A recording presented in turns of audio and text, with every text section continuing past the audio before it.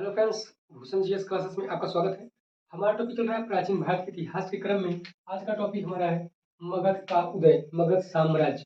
मगध जो है शक्तिशाली साम्राज्य कैसे बनता है। इसके पिछले वीडियो हमने देखा था कि सिंधु घाटी सभ्यता का पतन होता है। उसके बाद हमने देखा वैदिक सभ्यता। वैदिक सभ्यता हमने दो पार्ट देखे, एक वैदिक सभ्यता और एक उत्तर वैदिक काल। एक ऋग्वैदिक काल और एक उत्तर वैदिक काल। उसके बाद हमने देखा आगे चल के जब उत्तर वैदिक काल का पतन स्टार्ट होता है, उसका लास्ट पीरियड चल रहा होता है, उसमें हमने देखा कि 16 महाजनपद जो थे वह उभर कर सामने आए। इसका कारण क्या हुआ कि जो लोहे की खोज ने क्रांतिकारी जीवन लाया। उसमें क्या हुआ कि जो छोटे छोटे वर्ग वाले जनपद थे वह सम्मिलित होकर एक बड़े महाजनपद के रूप में सामने आया और 16 महाजनपद ऐसे ही आ गए। उसमें हमने देखा कि जो 14 महाजनपद थे वह भारत से थे, 2 महाजनपद ऐसे थे जो भारत के बाहर थे। इसको भी हमने देखा। और आगे आज हम देखेंगे मगध। जो 16 महाजनपद था, 16 महाजनपद में एक ऐसा ही जनपद है जो जिसे मगध कहा जाता है। मगध ही एक ऐसा जनपद है जो उभर कर 16 महाजनपदों में से एक ऐसा जनपद जो शक्तिशाली यहाँ के राजा हुए। और जो जगह थी मगध, वह भी काफी अच्छे स्थान में थी क्योंकि वहाँ पर जो भौगोलिक स्थिति थी उससे काफी उससे उनको सहायता मिलती थी। तो आइए आज हम इन्हीं को डिस्कस करते हैं कि मगध ही क्यों हुआ जो उभर कर सामने आया, कारण क्या थे इसके। तो आइए समझते हैं। तो सबसे पहले देखेंगे मगध का इतना विकसित होना। मगध जो था वो मगध जहाँ पर बसा हुआ था ये पश्चिम में था। पश्चिम में गंगा और उत्तर में बात करें गंडक और दक्षिण में बात करें सोन नदी। तो इन तीन नदियों से घिरे होने के कारण जो था यह एक अस्थाई और एक सुरक्षित स्थान का था। उसके साथ साथ मगध में क्या था, मगध की जो मिट्टी थी जैसे जलोढ़ मिट्टी थी, वहाँ की मिट्टी इतनी उपजाऊ थी कि मगध को जो है उसके व्यापार में, उसके आगे बढ़ने में, उस साम्राज्य का विस्तार होने में सबसे बड़ा योगदान वहाँ की फसलें थी, वहाँ के उत्पादक थे। और वहाँ की बात करें तो वहाँ के जो वनों से पकड़े गए हाथी थे, क्योंकि जब वन की कटाई हुई उससे कृषि में लाया गया, खेत बनाए गए। उसके बाद जो वहाँ पर जंगली हाथी थी उनको पकड़ करके क्या हुआ, उन्हें जो युद्ध के लिए तैयार किया गया। और इससे जो है मगध जो है काफी विकसित हुआ। और इन्हीं सब कारण से मगध जो है एक शक्तिशाली साम्राज्य बनता है। तो आइए आज हम इनको समझते हैं। 16 महाजनपद में मगध सबसे शक्तिशाली जनपद उभर कर सामने आया। 16 महाजनपद में मगध ही एक जो साम्राज्य है वह उभर कर सामने आया। तो आगे देखते हैं मगध के संस्थापक। मगध के संस्थापक जो थे उन्हें किन्हें माना जाता है, तो बृहद्रथ को। जो बृहद्रथ को माना जाता है कि मगध की स्थापना किसने की थी, वह बृहद्रथ ने की थी।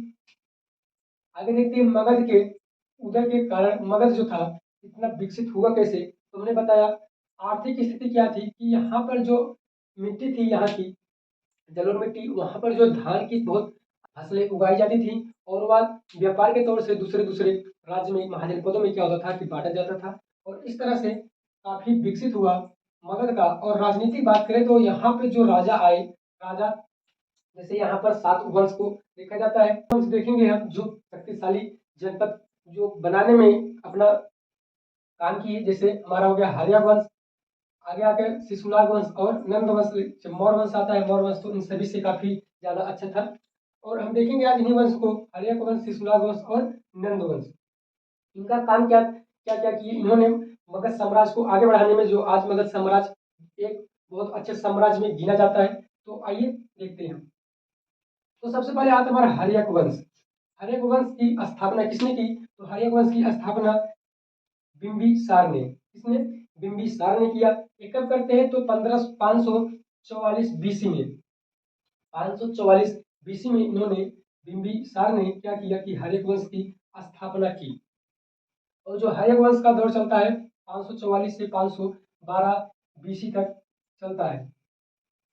544 से लेकर 512 बीसी तक क्या चलता है, हमारा हर्यक वंश चलेगा।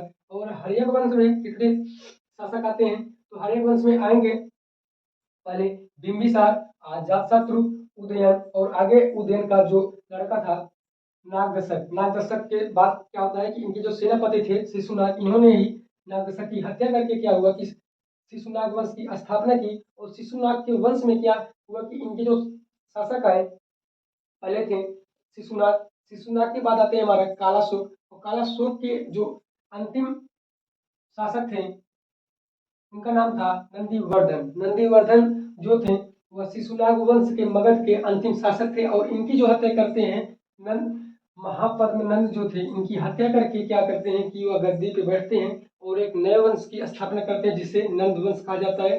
और नंद वंश चलता है 344 लेकर 326 बीसी तक चलता है। और आगे चल के उनका जो पुत्र था घनानंद, घनानंद के बाद क्या होता है कि चाणक्य जो थे घनानंद को मरवा देते हैं। चंद्रगुप्त मौर्य से इनकी जो हत्या करवा देते हैं चाणक्य ने। और आगे चल के क्या होता है कि वहीं से चालू होता है हमारा मौर्य वंश। मौर्य वंश जो है घनानंद के बाद क्या चालू हो जाएगा, मौर्य वंश। तो आज हम देखेंगे हर्यक वंश, शिशुनाग वंश और नंद वंश को। तो आइए शुरू करते हैं। हर्यक वंश की स्थापना कब होती है तो 544 बीसी में। ये कौन करते हैं तो बिंबिसार ने इनकी इसकी स्थापना की। मगध का प्रथम वंश जो है किसे माना जाता है, बिंबिसार को। और प्रथम वंश कौन था तो हर्यक वंश। और हर्यक वंश को याद रखेंगे पितृहंता, पितृहंता के नाम से भी जाना जाता है। हर्यक वंश को पितृहत्या के नाम से जाना जाता है। यह एग्जाम में कई बार पूछा गया कि पितृहंता किस वंश को कहते हैं, तो वह हर्यक वंश को कहते हैं। ऐसा क्यों हुआ कि इसे पितृहंता वंश कहा जाता है, क्योंकि जो इनके पुत्र होंगे बिंबिसार के पुत्र अजात शत्रु क्या करते हैं कि अपने पिता की हत्या करते हैं और गद्दी पे बैठते हैं। और अजात शत्रु की जो हत्या करते हैं उदयन, वह अजात शत्रु की हत्या करते हैं और फिर से बैठते हैं उदयन। और इसी तरह से जो माना जाता है कि इसे पितृहत्या वंश कहा जाता है। तो बिंबिसार जो थे इसके संस्थापक थे हर्यक वंश के। इन्होंने 544 में इसकी स्थापना की। इन्होंने अपनी राजधानी जो थे इन्होंने गिरिब्रज, याद रखेंगे गिरिब्रज, गिरिब्रज से इन्होंने क्या किया कि राजगृह को अपना राजधानी बनाया। गिरिब्रज से इन्होंने अपनी राजधानी राजगृह बनाया। राजगृह का अर्थ क्या होता है कि राज मिस होता है राजा और गृह मिस होता है घर। राजा का रहने का घर जो था इन्होंने बनाया राजगृह। कहाँ से तो गिरिब्रज से। और आगे बात करें इनके शासन में तो एक वैद्य रहा करते थे जिनका नाम था जीवक। जीवक जो थे वह काफी विख्यात वैद्य थे। जीवक के जीवक को आप याद रखेंगे क्योंकि एग्जाम में जीवक से भी काफी क्वेश्चन पूछा जाता है कि बिंबिसार का जो वैद्य था, राजवैद्य था, उनका क्या नाम था, उनका नाम था जीवक। क्योंकि जीवक ने गौतम बुद्ध जब बीमार पड़े थे एक समय में, तो उन्होंने क्या हुआ, बिंबिसार ने जीवक को भेजा उनकी सेवा के लिए। और आगे चल के जब अवंती के राजा प्रद्योत जब उसमें बीमार पड़ते हैं, उनको पांडु रोग हो जाता है और उनकी सेवा के लिए भेजते हैं किनको, जीवक को, बिंबिसार। तो इन्हीं से क्या है कि जीवक याद रखेंगे कि जीवक ने ही गौतम बुद्ध की जो उसमें सेवा की। और आगे चल के उन्होंने प्रद्योत जो अवंती के राजा थे उनकी जो है मदद करते हुए उनका जाकर इलाज करते हैं। और इलाज से जब वह मुक्त होते हैं, वह जो स्वस्थ हो जाते हैं, आगे चल के उन्होंने बिंबिसार को बहुत ज्यादा सहयोग किया। और बिंबिसार ने सबसे पहले क्या किया कि इसने विवाह नीति अपनाई। विवाह नीति क्या कि इसने क्या किया कि कई शादियां की। जैसे विवाह में देखेंगे हम, सबसे पहले इसने किया कौशल की राजकुमारी कौन थी, महाकौशला, महाकौशला देवी से इन्होंने शादी की, कौशल की राजकुमारी। और आगे चल के चेलना से शादी की कहाँ की थी तो वह वैशाली की रहने वाली जो थी चेलना, इनसे शादी की। और फिर मद्र, एक श्रेया नाम की जो राजकुमारी से शादी करते हैं, मद्र जो कि पंजाब में है। और वैशाली लिच्छवी, याद रखेंगे लिच्छवी से।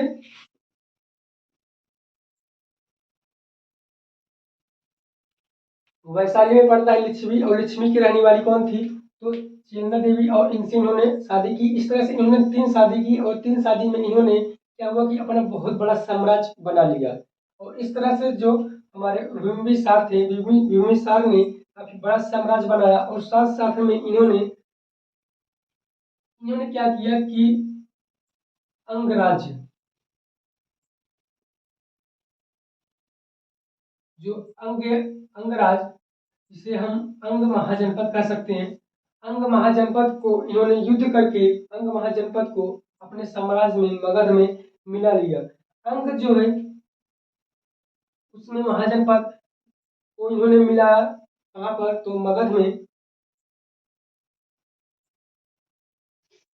तो इनसे पूछा जाता है कि बिंबिसार ने एक महाजनपद को मिलाया था, उसका क्या नाम था, तो उसे याद रखेंगे अंग। अंग महाजनपद। अब अंग महाजनपद आप याद कैसे रखेंगे, तो आप देखेंगे महाभारत में जिन्हें बोला जाता है अंगराज कर्ण।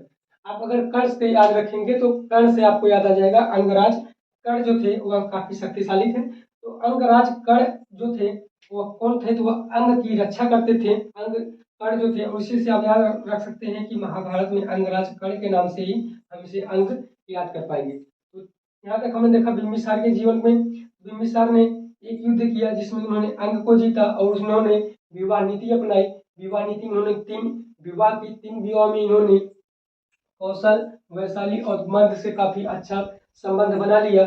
और आगे चल के जब इनके बाद इनका पुत्र आता है, जो पुत्र था, पुत्र या उसने अपने पिता से कर कहता होगा कि पिताजी आप जो काफी समय से गद्दी पर विराजमान हैं, कृपया हट जाइए और गद्दी पर हम बैठेंगे। जब बिंबिसार इनकी बात नहीं माने होंगे तो क्या किए होंगे, अजातशत्रु इनकी हत्या कर दिए होंगे। और इस तरह से जो है बिंबिसार की हत्या करते हैं कौन, अजातशत्रु। और अजातशत्रु जो थे वह बैठते हैं गद्दी पर कब, 1492 बीसी में। 1492 में बैठते हैं गद्दी पर और इन्होंने ही अपने पिता की हत्या करके शासक बने, राजा बने। अजातशत्रु जो थे वह अपने पिता की हत्या किए और राजा बन गए। फिर आते हैं, देखते हैं हम इन्होंने क्या किया कि वैशाली वैशाली तथा काशी को जीता। वैशाली जो इनकी एक तरह से मामा का घर था, तो उन्होंने उसको जीता वैशाली को। और काशी जो बनारस वर्तमान में, इन्होंने 2 महाजनपदों को जीत करके जो मिला लिया मगध में। और इन्हीं के समय में क्या होता है कि बुद्ध का महापरिनिर्वाण बुद्ध का महापरिनिर्वाण कब होता है, तो वह अजातशत्रु के समय में होता है। इसे आप याद रखेंगे।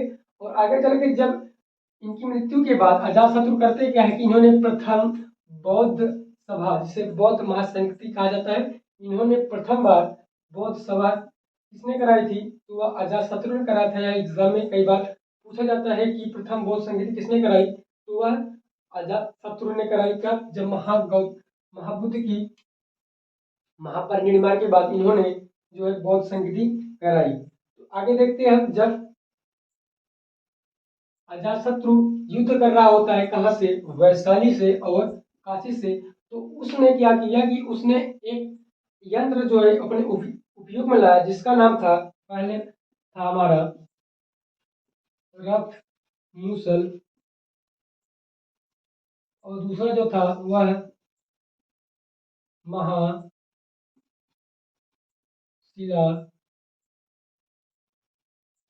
महाशिला मूसल। पहला जो था रथ मूसल और दूसरा क्या था, महाशिला मूसल।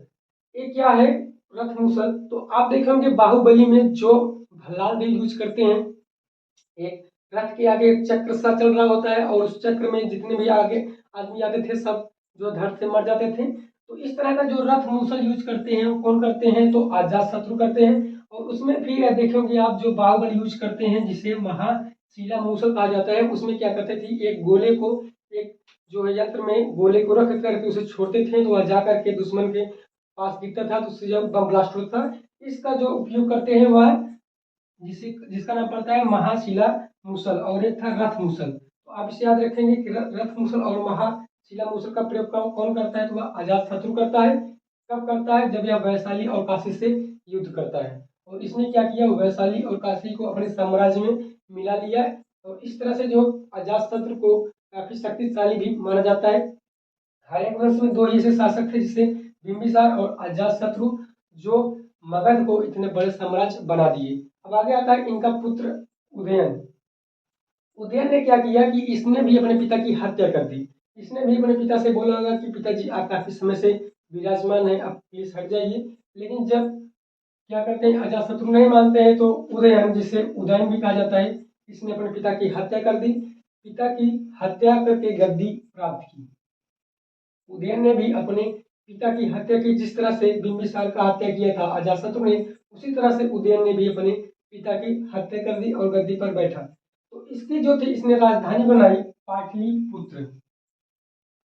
याद करेंगे कि पाटलिपुत्र राजधानी किसने बनाया था, तो वह उदयन ने बनाया था। अब इसका निर्माण जो करता है पाटलिपुत्र, इसने क्या किया, एक नगर की स्थापना की और उसे अपनी राजधानी बना लिया।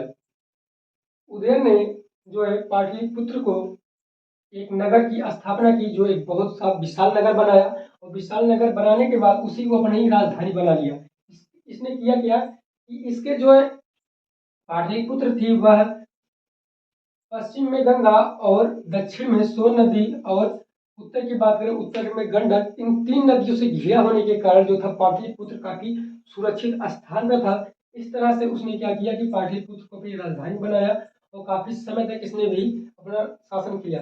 फिर जब आगे आता है इसका पुत्र नागदशक। नागदशक एक ऐसा शासक है जिसने अपने पिता की मृत्यु नहीं की, इसने इनकी हत्या नहीं की और इन्होंने स्वेच्छा से इनको अपनी गद्दी दे दी। क्या हुआ, नागदशक अब गद्दी पर आ जाते हैं और क्या हुआ कि नागदशक जो थे वह अगला शासक बने, लेकिन यह इनके जैसे शक्तिशाली नहीं थे। यह एक अयोग्य राजा के नाम से भी जाने जाते हैं। इनके समय में एक इनका सेनापति था जिसका नाम था शिशुनाग। शिशुनाग इनका सेनापति हुआ करता था।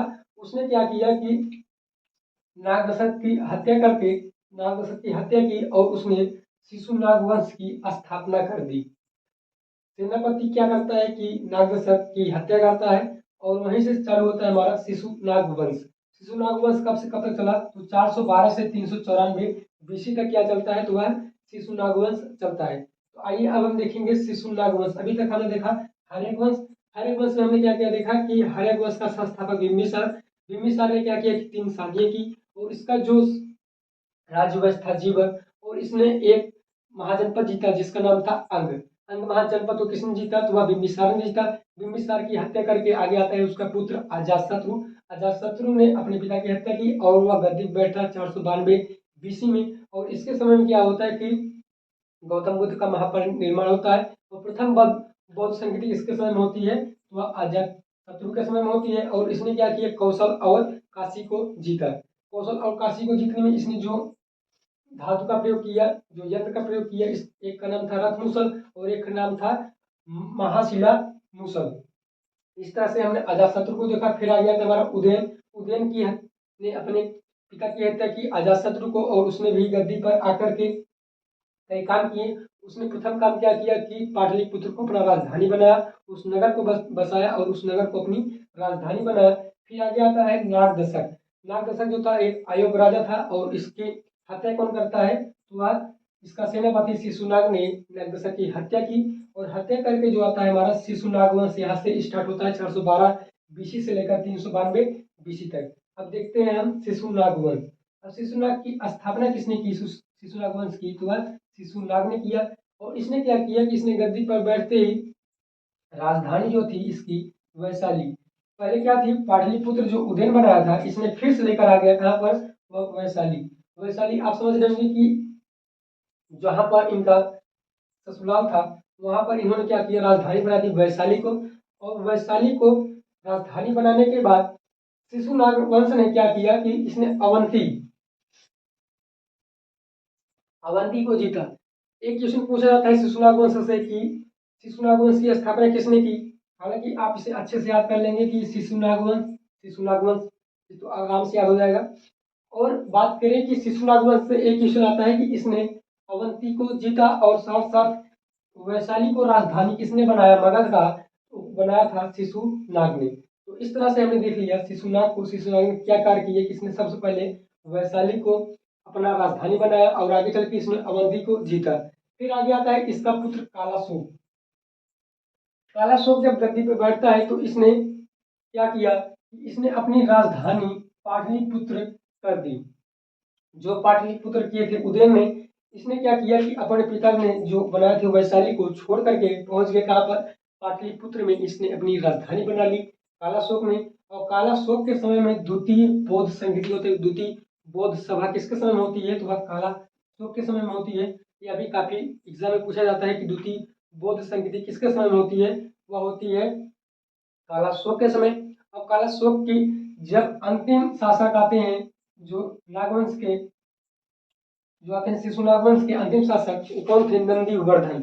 नंदीवर्धन अंतिम शासक थे। जिस तरह से इसमें देखिए आप नागशक थे जो एक अयोग्य शासक माने जाते हैं, उसी तरह से थे नंदीवर्धन, ये भी एक अयोग्य शासक के रूप में जाने जाते हैं। इनकी भी हत्या कौन करते हैं? नंद वंश, जो जिनका नाम था महापद्मानंद, ने इनकी हत्या कर दी। और हत्या के बाद क्या हुआ कि वहीं से स्टार्ट होता है हमारा नंद वंश। तो सबसे पहले एक बार इनसे इक्वल करेंगे शिशुनाग वंश को। हमने इसमें क्या देखा? सबसे पहले हमने देखा शिशुनाग की स्थापना की किसने की थी? तो वह शिशुनाग ने किया। और शिशुनाग ने कब की? तो 412 बीसी में किया। और इसने पहले सबसे पहले क्या किया कि वैशाली को अपनी राजधानी बनाया और इसने अवंती को जीता। फिर आगे आता है उसका पुत्र कालाशोक। कालाशोक क्या करता है कि उसकी जो राजधानी थी वैशाली, वैशाली से उसने हटा करके पाटलिपुत्र बनाया। और इसके समय में क्या होता है कि द्वितीय बौद्ध संधि किसका समय होती है? तो वह कालाशोक के समय में होती है। फिर आगे आता है हमारा अंतिम शासक नंदीवर्धन। नंदीवर्धन जो नाग शिशुनाग वंश का अंतिम शासक था और उसकी हत्या करके आगे आता है हमारा नंद वंश, जिसे महापद्मानंद जो थे वह पहले शासक बनते हैं। तो अब हम देखेंगे नंद वंश को। तो नंद वंश की स्थापना कब होती है? तो 344 बीसी में। और कब तक चलता है? तो 326 बीसी तक चलता है। 344 से 326 बीसी तक कौन क्या चला हमारा? तो वह नंद वंश चला। नंद वंश काफी समय तक न चल पाया क्योंकि इसके शासक जो थे, जो घनानंद, वह काफी क्रूर व्यक्ति थे। आगे देखते हैं कि नंद वंश की स्थापना किसने की? तो महापद्म ने किया। महापद्म को अब याद रखेंगे। बताया जाता है कि महापद्म जो थे यह एक शूद्र थे। महापद्म एक शूद्र थे और इन्होंने क्या किया? भारत का प्रथम शासक जिसने एक राठ की उपाधि की। एक राठ की उपाधि कब लेते हैं? जब यह कलिंग को जीतते हैं। आगे देखते हैं इन्होंने क्या किया कि कलिंग पर आक्रमण किया। इसने इसके समय में कलिंग पर आक्रमण करके इसने कलिंग को जीता। और कलिंग को जीतने के बाद इसने एक राठ की उपाधि ली। यह भी पूछा जाता है कि जो महापद्म थे वह कलिंग की कलिंग को जीतने के बाद कौन सी उपाधि लेते हैं? तो वह एक राठ की उपाधि लेते हैं। और यह भारत के पहले व्यक्ति थे जिन्होंने उपाधि ली थी। और वह उपाधि क्या थी? तो वह उपाधि थी एक राठ की उपाधि। आप इसे याद रखेंगे कि एक राठ की उपाधि कौन लेता है? तो वह महापद्म नंद ने एक राठ की उपाधि ली, जो भारत के पहले व्यक्ति थे। आगे हम देखते हैं पुराणों में महापद्म नंद को परशुराम का दूसरा अवतार कहा जाता है। जिस तरह से परशुराम ने क्या किया कि क्षत्रिय की हत्या की थी, इसी तरह से महापद्म नंद ने भी कई क्षत्रियों की हत्या की। और इसी तरह से इन्हें भी माना जाता है कि परशुराम का दूसरा अवतार किन्हें माना जाता है? तो वह महापद्म नंद को माना जाता है। आप इसे भी याद रखेंगे। यह क्या कहाँ से आता है सामने? तो वह पुराणों से हमें दिखाई देता है। आगे देखते हैं हम इसने क्या किया? कलिंग को जीता। और इसने कलिंग से जैन, जिसे जैन जिन सेन कहा जाता है, उनकी मूर्ति लेकर आया। कहाँ पर मूर्ति लेकर आया? अपने साम्राज्य में मगध में कलिंग से। और कलिंग वर्तमान में पड़ता क्या है? तो कलिंग जो उड़ीसा में, या वही कलिंग है जिसे आगे चल के अशोक ने जीतने की कोशिश की, जीत भी ली। और कलिंग जो था वह अपने समय में काफी विकसित था क्योंकि वहाँ की जो जंगल एरिया थी वहाँ पर हाथी को पकड़ के लाना, वहाँ के वनों को लकड़ियों के उपयोग को लाना, इस तरह से कलिंग जो था काफी विकसित था। इसलिए जो कलिंग था, कलिंग को महापद्म ने जीता। और जीतने के बाद इसने क्या किया कि वहां पर एक नहर का निर्माण करवाया। नहर का निर्माण किसने करवाया था? तो महापद्म से करवाया था। तो हमें इसका प्रमाण कहाँ से मिलता है? तो आप लिखेंगे कलिंग नरेश खारवेल। कलिंग नरेश खारवेल ने जो है लिखा है कि जो हमारा महापद्म थे इन्होंने ही वहां पर एक नहर खुदवाई। और इसका प्रमाण मिलता कहाँ से? तो हाथी गुम्फा अभिलेख से। हाथी गुम्फा अभिलेख से हमें यह प्रमाण मिलता है कि वहां की जो नहर की खुदवाई किसने करवाई थी? वह महापद्म नंद ने करवाई थी। और महापद्म नंद के कितने पुत्र थे? 8 पुत्र थे। और जो उनका एक पुत्र था जिसका नाम था घनानंद, घनानंद ने क्या किया कि 326 में गद्दी पर बैठते हैं। और 322 में आगे चल हमारा चालू हो जाता है मौर्य वंश। तो घनानंद वंश के समय में जो था सिकंदर ने आक्रमण किया। कब? 326 बीसी में। और इसी आक्रमण के दौरान जब पहुंचते हैं चंद्र चाणक्य घनानंद के पास और उनसे बताते हैं कि जो सिकंदर है वह भारत पर यानी मगध पर आक्रमण करने वाला है, तो उनको क्या करते हैं, वो सचेत करते हैं। लेकिन जो घनानंद थे ये अपने आप में काफी समझते थे कि हम बहुत शक्तिशाली राजा हैं, और इस तरह से उन्होंने घमंड से जो है चाणक्य की बेइज्जती की, और बेइज्जती करने के बाद उन्होंने अपने दरबारियों से कहा कि इनकी जो शिखाएं काट दी जाए या खोल दी जाए। तो इस तरह से उन्होंने चाणक्य के साथ दुर्व्यवहार किया, और चाणक्य ने उस वक्त सौगंध खाई कि जब तक मैं तुम्हें मगध से निकाल नहीं देता तब तक मुझे चैन नहीं आएगा। इस तरह से चाणक्य ने एक नीति बनाई जो आगे चल करके चंद्रगुप्त मौर्य जो उनके प्रिय शिष्य थे उनको उन्होंने तैयार किया, और आगे चल के मगध पर आक्रमण करने के बाद नंद वंश का स्थाप नंद वंश का समापन कर देते हैं, और वहीं से चालू होता है मौर्य वंश। तो मौर्य वंश हम आगे देखते हैं। जो हमारा अगला वीडियो आएगा वह कहाँ रहे, किस पे रहेगा, तो वह मौर्य वंश पे रहेगा। तो हमने देखा अभी तक नंद वंश को। नंद वंश में जो नंद वंश की स्थापना किसने की, तो महापद्मनंद ने की थी। तो महापद्मनंद को एक राज की उपाधि देने वाला पहला शासक माना जाता है, जिसने भारत में पहली बार शासक कौन थे, तो महापद्मनंद, जिसने एक राज की उपाधि दी। आगे चल के इन्होंने कलिंग को जीता और वहां पर एक नहर की निर्माण की, और इसका प्रमाण कहाँ से मिलता है, तो महादेव गुम्फा ये अभिलेख से मिलता है। इस तरह से हमने देखा घनानंद जब आते हैं उन्होंने क्या किया कि चाणक्य की बेइज्जती की, और आगे चल के चाणक्य क्या करते हैं कि इनको गद्दी पर हटाने के लिए इनको लाते हैं, चंद्रगुप्त मौर्य को लाते हैं। तो अब हम देखेंगे अगला वीडियो हमारा मौर्य वंश।